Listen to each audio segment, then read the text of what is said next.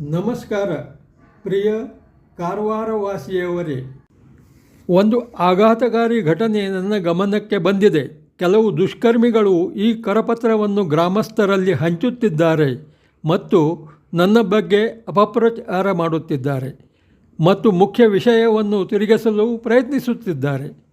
ಖೇಮು ಅಂಕೋಲೇಕರ್ ಕುರುಮ್ಗಢ ದ್ವೀಪ ಶ್ರೀ ನರಸಿಂಹದೇವರು ನನ್ನ ಸ್ವಂತ ಖಾಸಗಿ ದೇವರು ಮತ್ತು ನಾನು ಆ ಸ್ಥಳವನ್ನು ಮತ್ತು ವಾರ್ಷಿಕ ಜಾತ್ರೆಯನ್ನು ನಿಯಂತ್ರಿಸಲು ಬಯಸುತ್ತಿದ್ದೇನೆ ಎಂದು ಹೇಳಿಕೊಳ್ಳುತ್ತಿದ್ದಾರೆ ಎಂದು ದುಷ್ಕರ್ಮಿಗಳು ತೋರಿಸಲು ಪ್ರಯತ್ನಿಸುತ್ತಿದ್ದಾರೆ. ಆದರೆ ಇದು ಸಂಪೂರ್ಣವಾಗಿ ಸುಳ್ಳು.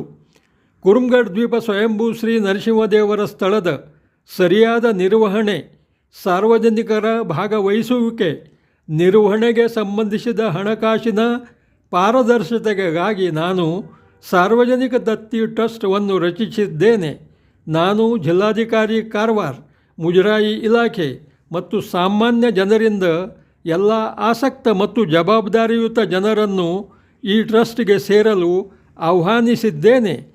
ವಿವರಣೆಯಲ್ಲಿ ನೀಡಲಾದ ನನ್ನ ಸಂಪೂರ್ಣ ಯೂಟ್ಯೂಬ್ ವಿಡಿಯೋವನ್ನು ನೋಡಿ ಮತ್ತು ಈ ಸುಳ್ಳು ಪತ್ರದಿಂದ ಪ್ರಭಾವಿತರಾಗಬೇಡಿ.